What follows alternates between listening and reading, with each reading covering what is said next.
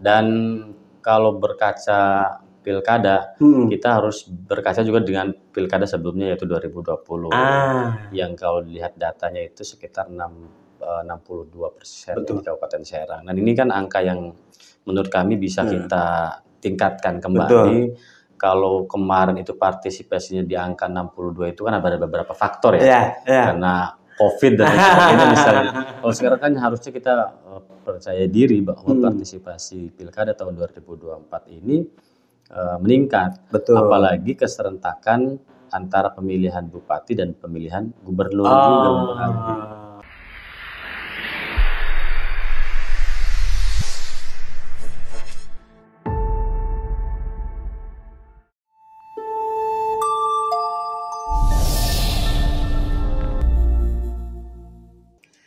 Assalamualaikum warahmatullahi wabarakatuh. Selamat datang kembali di Bagus Podcast.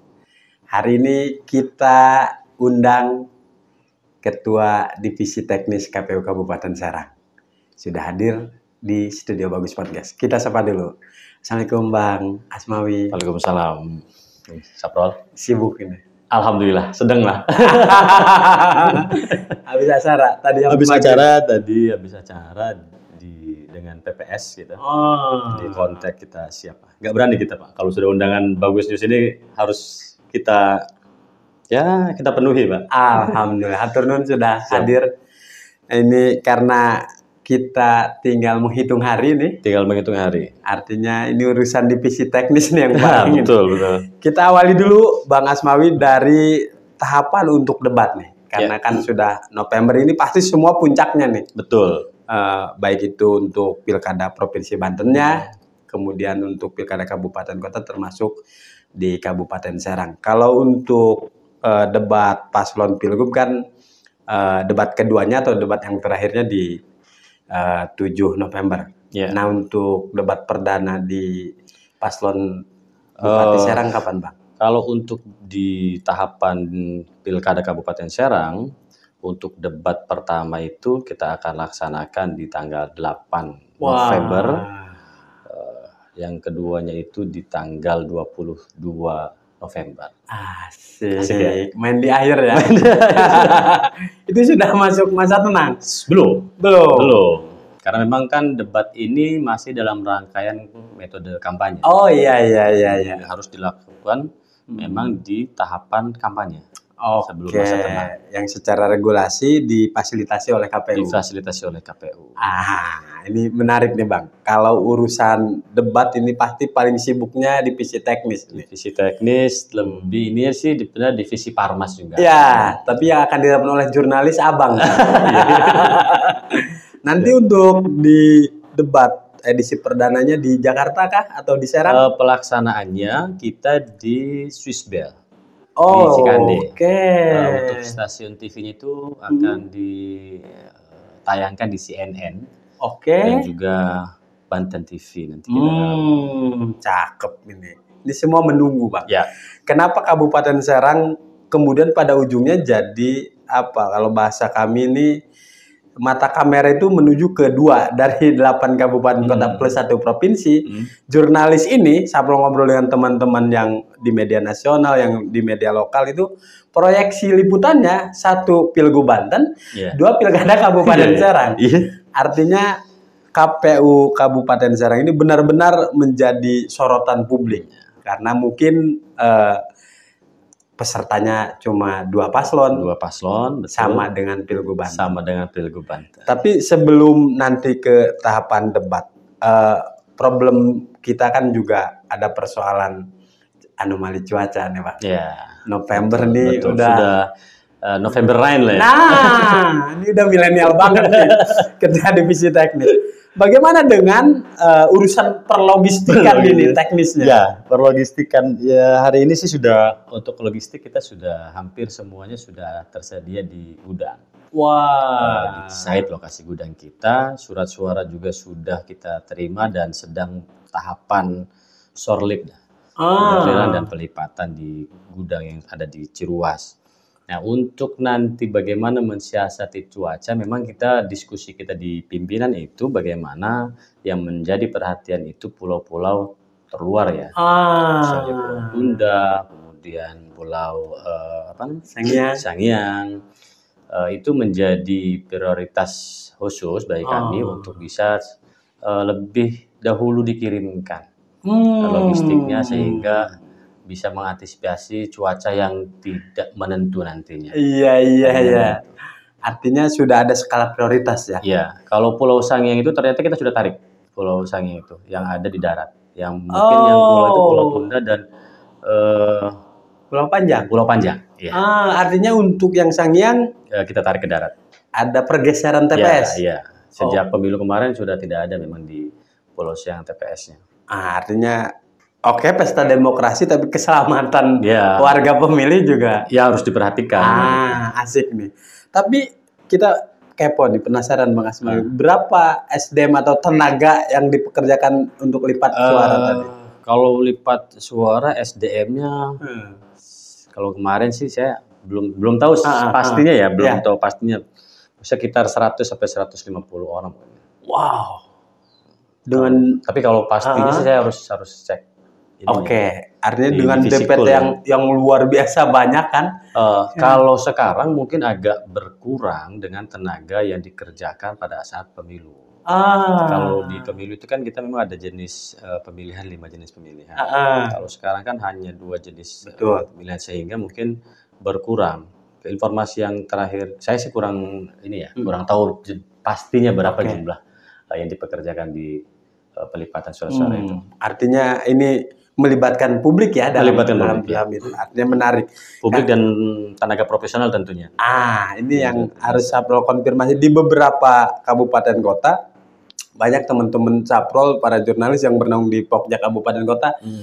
Prol, ini kami agak kerepotan liputan untuk proses lipat surat suara. Bagaimana dengan di Kabupaten Serang? Kalau di Kabupaten Serang, kami gudangnya itu banyak teman-teman jurnalis juga yang tahu lokasinya. Bisa diliput juga bisa. Kami terbuka di situ, ada petugas yang menjaga dan ada Bawaslu juga yang selalu standby untuk mengawasi proses pelipatan suara dan juga dijaga oleh unsur kepolisian. Jadi kami terbuka bagi teman-teman jurnalis yang memang ingin meliput atau ingin memberitakan soal pelipatan.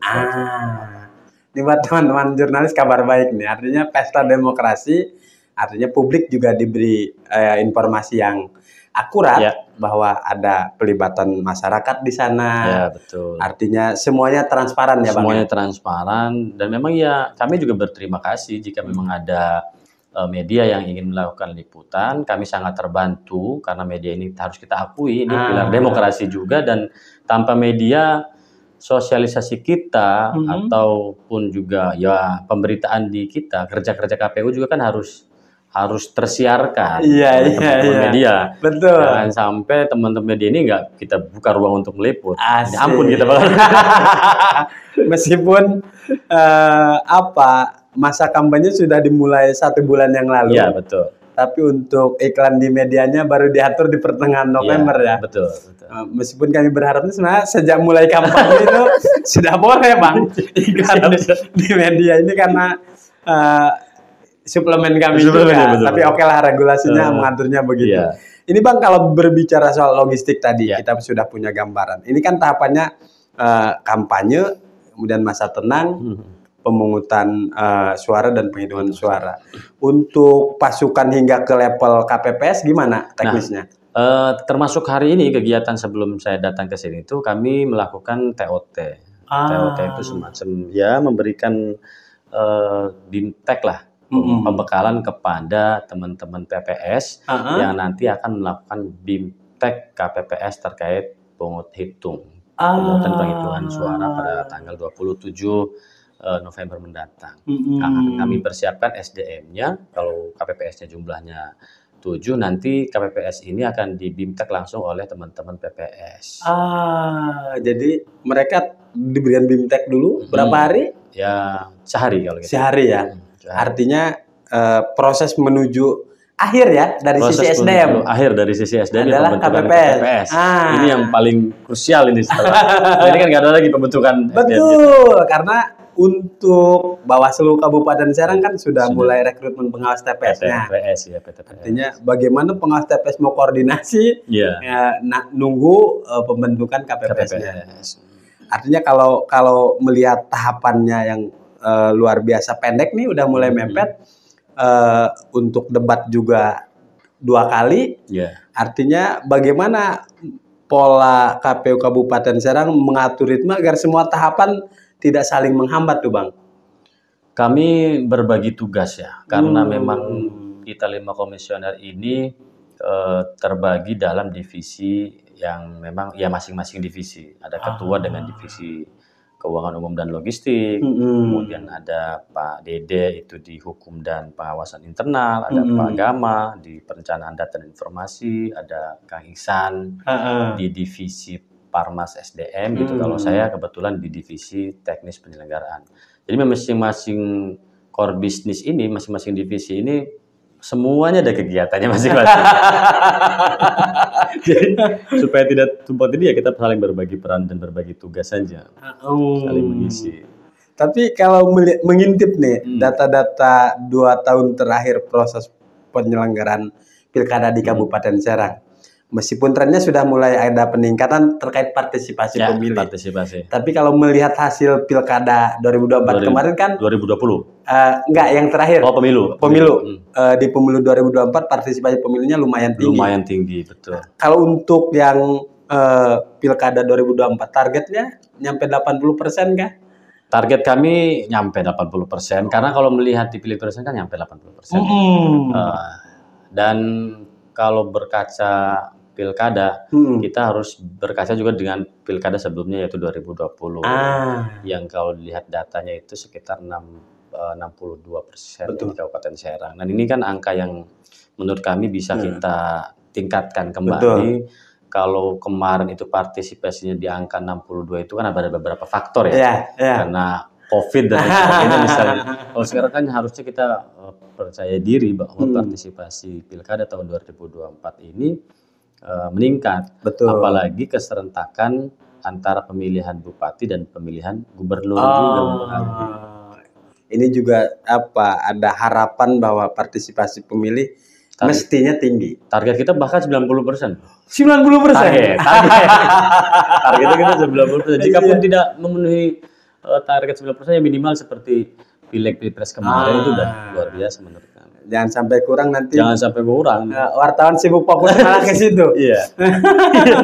Bang, tapi tadi menarik. Kenapa Sabrul agak menghindari mengulas pilkada 2020? Karena itu masa COVID. Iya, betul. Banyak permakluman juga. Banyak permakluman ya. Dari jurnalis juga, karena situasinya juga ya sejarah negara kita. Bahkan di dunia juga terdampak yang sama. Betul. COVID tidak hanya mengganggu proses demokrasi, tapi ekonomi dan yang lain. Lalu apa kemudian yang berbeda dari sisi aturan main antara pilkada yang terakhir dengan nanti pilkada yang 2024? Kalau secara umum itu tidak ada perbedaan yang menonjol ya. Lebih kepada teknisnya saja. Kalau teknisnya kemarin kan kalau pilkada 2020 kan hanya 1 surat suara. Kemudian kita hari ini mensosialisasikannya ada 2 pasangan calon, 2 di gubernur dan 2 di bupati gitu ya. Artinya memang mudah-mudahan sih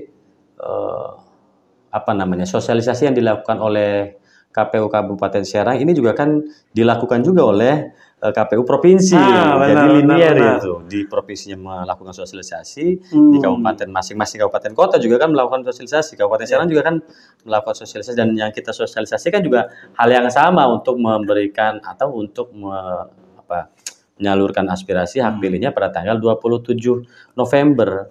Gitu. Jadi mudah-mudahan saya sih optimis bahwa partisipasi kita insya Allah meningkat dengan bantuan teman-teman tentunya. Teman-teman media juga kan yang membantu bagaimana kerja-kerja kita, sosialisasi kita bisa diterima oleh masyarakat. Ini yang menarik, kalau Pak komisioner sudah optimis, mestinya warga Kabupaten Serang juga ikut menyukseskan. Karena tanggung jawab kita bersama, termasuk kami para rekan-rekan jurnalis. Bang, ada potret yang menarik. Kalau bicara soal pilkada 2024 serentak, maka orang akan menghitungnya adalah Kabupaten Tangerang dan Kabupaten Serang adalah kunci.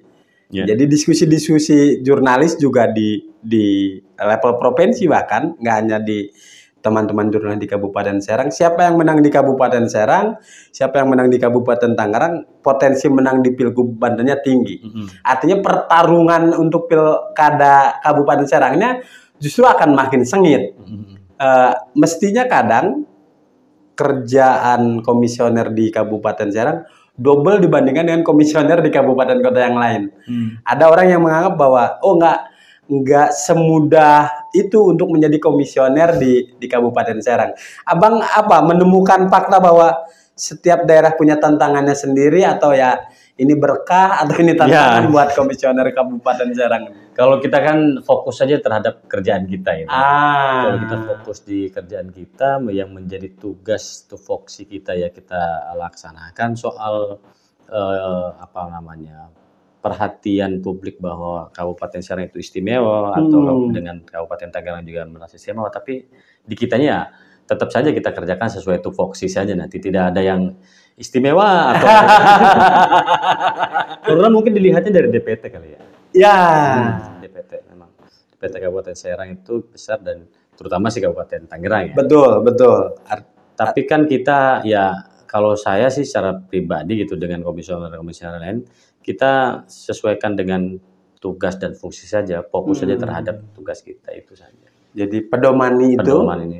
Oke, tapi kan tantangannya juga akan semakin banyak, koordinasinya makin besar. Betul, kalau Kabupaten Serang betul. Artinya habis energi tuh Bang komisioner, belum lagi melakukan sosialisasi. Nah, sosialisasi belum. Ya, karena Kabupaten Serang itu 29 kecamatan, 326 desa. Nah, yang soal sosialisasi itu untuk supaya kita tidak semuanya ditanggung kita gitu ya. Sosialisasi itu akhirnya kita sebarkan di PPK. Di PPK kita sebarkan, kemudian kita juga kerjasama dengan OKP, dengan ya organisasi ormas-ormas, kita melakukan sosialisasi dengan kampus-kampus, kita sebar di situ supaya memang seluruh elemen masyarakat itu mengenal dan tahu pelaksanaan pilkada tahun 2024 yang akan dilaksanakan pada tanggal 27 November tahun 2024. Ini harus sering ulang-ulang ya, supaya kita ingat bahwa 27 November itu ya hari pencoblosannya di situ. Harinya hari Rabu. Iya, betul. Karena beberapa potret kami ada teman-teman di Kabupaten Serang menemukan warga yang belum tahu tuh kapan hari pemungutan suaranya.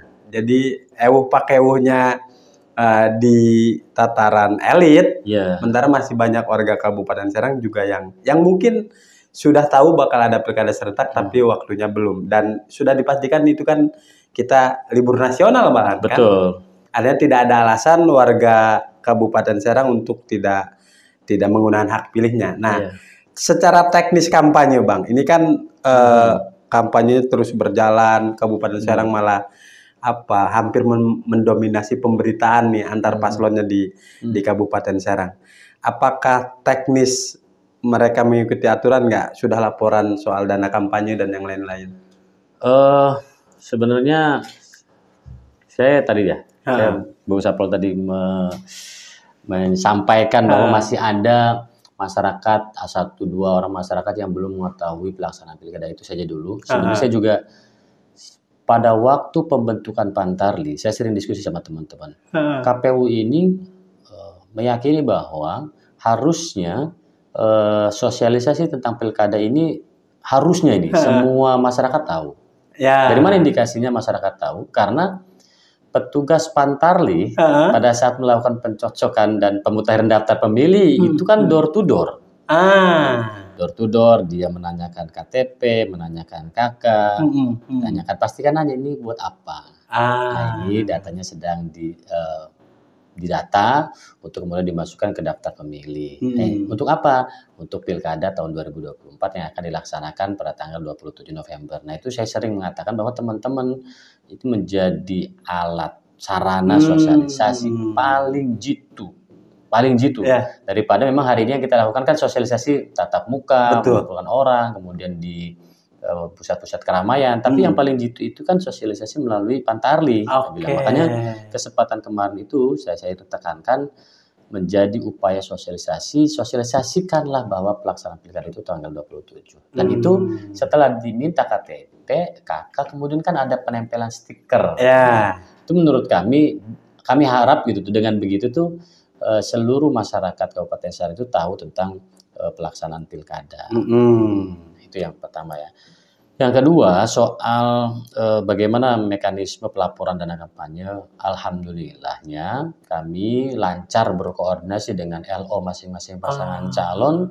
Untuk tahapan pertama itu pembukaan rekening khusus dana kampanye juga sudah, kemudian penerimaan awalnya sudah dilaporkan sampai dengan terakhir kemarin itu laporan sumbangan, penerimaan sumbangan dana kampanye atau LPSDK itu sudah juga disampaikan dan ada teman-teman media juga yang sudah meliput itu. Artinya semua regulasi sejauh ini soft landingnya enak banget nih KPU Serang ya. Alhamdulillah.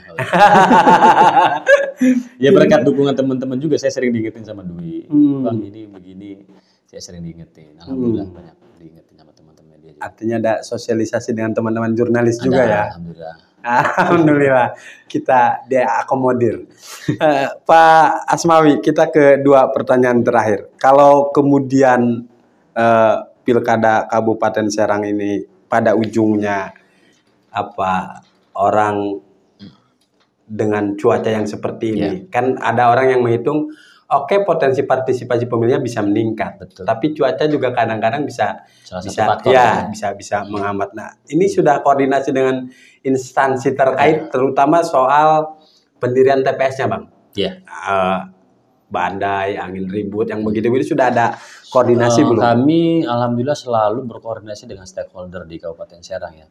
Termasuk nanti pemilih yang ada di pulau juga nanti akan kita siapkan untuk ininya. Termasuk nanti bagaimana mengirim logistik itu juga kita sudah koordinasi dengan pihak polisian, dengan Dishub, ya, dengan pihak-pihak terkait dan alhamdulillahnya kami didukung penuh. Didukung penuh oleh pemerintah Kabupaten Serang. Apa yang menjadi kebutuhan KPU Kabupaten Serang untuk menghantarkan logistik ini dari gudang kemudian ke kecamatan, dari kecamatan ke TPS langsung juga bisa. Termasuk ada data nggak, Bang, soal ada beberapa titik-titik wilayah yang TPS-nya di situ tapi misalnya jaringan internetnya nggak terlalu bagus. Sudah kita petakan. Karena kan alhamdulillahnya pilkada ini kan tidak jauh durasinya itu tidak jauh dari pemilu kemarin kan. Jadi data-data pemilu kemarin itu bisa menjadi acuan pilkada hari ini tentang blank spot, kemudian TPS yang rawan, yang mana walaupun kemudian ada perampingan TPS dari pemilu kemarin. Dari pemilu kemarin kita ada perampingan lah, ada pengurangan jumlah TPS. Tapi ya dengan pengurangan itu menurut saya mudah-mudahan bisa lebih memudahkan kita untuk bisa melakukan penghantaran logistik tadi itu tuh. Memetakan bagaimana TPS mana yang nanti rawan. Yang kami khawatirkan sih antisipasinya TPS yang banjir. Ya, kalau memang TPS banjir ini kan kita agak susah ya kalau banjir nanti.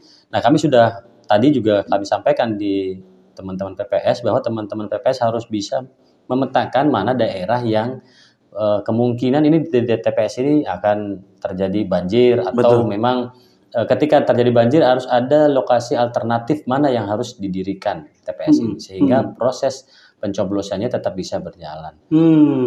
Ya, karena beberapa pengalaman kemarin di pemilu juga kan sama waktu itu kan kalau nggak salah ya musim hujan juga kan. Musim hujan.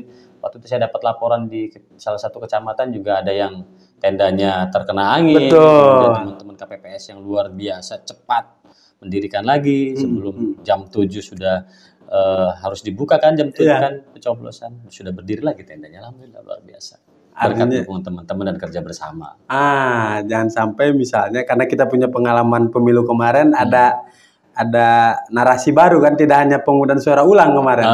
Ada pemungutan suara yang ditunda itu karena banjir, jadi ditunda, bukan diulang. Kalau di Kabupaten Serang, alhamdulillah tidak ada. Itu di Tangerang. Di Tangerang. Nah, betul, Tangerang. Nah, ini pertanyaan pamungkas nih, Bang. Kalau kita benar mengacu data pemilu 2024 kemarin, ini soal pasukan KPU hingga jajaran terbawah hingga KPPS. Kami punya data kemarin banyak sekali para penyelenggara demokrasi kita yang menjadi korban karena kelelahan, kecapean baik dari jajaran KPU maupun dari teman-teman Bawaslu. Bagaimana tuh Bang untuk memastikan bahwa pasukan KPU ini semuanya sudah punya kesiapan atau juga langkah antisipasi agar jangan lagi ada satupun nyawa penyelenggara menjadi korban dalam pesta demokrasi. Kalau disinggung begitu tuh merinding. Terus terang merinding Kang Saprol. Saya tuh mungkin kalau lebay-lebay. Saya waktu mendapatkan informasi teman-teman di Pabuaran tumbang, saya nangis. Terus terang jujur itu waktu itu. Teman-teman ini menjadi kuda kerja keras, kemudian harus kecapean dan sakit sampai duduk tuh saya, ya Allah. Begini hebatnya gitu tuh kerja-kerja teman-teman KPPS. Makanya hari ini juga saya wanti-wanti ke teman-teman PPS untuk bisa menyampaikan kepada rekan-rekan kami di tingkat KPPS bahwa terutama teman-teman harus jaga kesehatan. Kalau dari sisi anggaran kita cover di BPJS memang sudah kita cover, tapi kan lebih baik kita mencegah. Ya, walaupun sudah dianggarkan BPJS kan, kita kan pengennya ini tidak terpakai lah. Artinya memang teman-teman semuanya sehat. Bagaimana caranya? Terus terang saya tekankan betul, harus jaga kesehatan. Malam hari itu jangan begadang saya bilang. Harus pintar memanage waktu. Jangan kemudian gara-gara malamnya pendirian tenda itu kan 1 hari sebelum. Tanggal 26 didirikan tenda, tanggal 26 malamnya mereka begadang. Kemudian tanggal 27 pencoblosan, nggak ada istirahatnya itu. Jam 7, kemudian jam 1 selesai, daun pemungutan, 5 surat suara itu kesertaan itu ternyata kan banyak memakan waktu. Maka alhamdulillah ini ada banyak evaluasi yang kami lakukan. Dari mana sih kenapa harus banyak berlarut-larut? Harusnya dari sisi pemilihan kita sudah berkurang dari jenis 5 pemilihan menjadi 2 jenis pemilihan. Itu saja sudah memotong proses penghitungan pertama. Yang kedua, pemahaman tentang bagaimana teman-teman harus memanage waktu supaya tidak terjadi kelelahan. Yang ketiga, bagaimana teman-teman diberikan pemahaman soal pengisian C hasil. Kita sudah dorong bagaimana teman-teman ini paham betul soal pengisian C hasil, tidak harus kebingungan karena kemarin itu mungkin masih banyak yang bingung bagaimana cara mengisinya, kemudian karena ada aplikasi yang baru adaptasi dengan kita soal Sirekap yang harus diupload. Nah, ini menjadi PR bagi kami bagaimana memberikan pengetahuan yang utuh sehingga teman-teman KPPS ini hatam soal penggunaan Sirekap. Sirekap ini tidak menjadi beban bagi teman-teman KPPS bahwa ini pertanggungjawaban kami. Sirekap ini menjadi alat untuk informasi publik, untuk menjadi sarana bagaimana transparansi kita terhadap proses penghitungan dan hasilnya nanti dipublish kepada masyarakat. Jangan dijadikan beban. Bagaimana caranya ya teman-teman diberikan pemahaman yang utuh. Nah, target kami mudah-mudahan tidak ada lagi teman-teman KPPS itu yang kemudian melakukan penghitungan sampai dengan larut malam. Nah, bagaimana bisa men-saving tenaga biar bisa istirahat. Dan kami berharap jika memang nanti tidak ada yang sakit, kalau sakit-sakit biasa misalnya masuk angin, ya mungkin karena begadang misalnya, ya jangan sakit-sakit yang lebih lah. Saya nggak kuat kalau harus menerima kenyataan bahwa banyak teman-teman di jajaran KPPS kita yang kemudian ya apalagi sampai sakit parah begitu tuh Kang Saprol. Jujur saya waktu itu kerjasama dengan Pak Dikes Bangpol, Pak tolong, karena kan kita di jajaran KPU itu teman-teman di KPPS sedang lakukan ini, di KPU juga kan banyak agenda. Betul. Agenda kita mengurusi hal-hal lain di tingkat kabupatennya. Banyak dinamika di pemilu kemarin. Mudah-mudahan di pilkada ini tidak atau bisa kita antisipasi dari ke pemilu, pilkada ke pilkada kita belajar bagaimana lebih memberikan pemahaman sehingga banyak efisiensi waktu yang bisa kita potong. Dan saya banyak belajar itu. Kemarin di Ciyomas juga kan pada saat melakukan PSU, ternyata teman-teman itu di jam 7 malam itu sudah selesai. Sebenarnya waktu kita monitoring dan kita tongkrong itu sebenarnya kok bisa selesai jam 7 ya? Bagaimana dengan yang selesai jam 10, jam 12 atau sampai jam 3 pagi? Ada apa? Ada yang salah apa gitu. Akhirnya saya tanya ke teman-teman, oh di sini. di sini hambatannya teman-teman banyak istirahat, tidak bisa memanage waktu, misalnya di sela-sela masih fresh, kemudian tidak langsung segera menghitung, akhirnya waktunya banyak terbuang, atau ya tadi itu pemahaman yang belum diterima secara utuh. Mudah-mudahan sih dengan kita memberikan pemahaman yang tepat, pemahaman yang utuh kepada teman-teman KPPS, bisa disampaikan juga ke teman-teman KPPS yang tadi disampaikan soal tadi ya banyak tenaga yang tumbang itu. Kami berharap banget ini tidak terjadi lagi di pilkada. Kita berdoa. Amin. Ini yang paling penting harus konfirmasi sebelum kita di ujung. Kalau di masa tenang, pasukan KPU hingga jajaran ke bawah ngapain gitu? Iya. Kita itu ada program mawar namanya. Kami sudah mengagendakan bahwa kalau peserta pemilihan itu sudah stop berkampanye, nanti tugas kami itu menyebarkan pemberitahuan KWK mulai dari 5 hari sebelum pemungutan, kemudian 3 hari masa tenang, termasuk 3 hari masa tenang itu kami menyebarkan pemberitahuan kepada pemilih dan juga ya pengiriman logistik. Jadi bagi peserta itu tenang, bagi kita memang lagi sibuk gitu ya, pendistribusian logistik. Tidak ada hari tenang untuk penyelenggara. Tidak ada hari tenang, pendirian tenda juga di hari tenang kan. Ya pokoknya doain saja mudah-mudahan kita ini sehat ya. Alhamdulillah. Terutama sehat ini Bu. Kalau asik. Atau non Bang? Siap, saya terima kasih ini sudah diundang ke Bagus News. Ya, masih banyak sebenarnya kita asik, sudah mulai asik.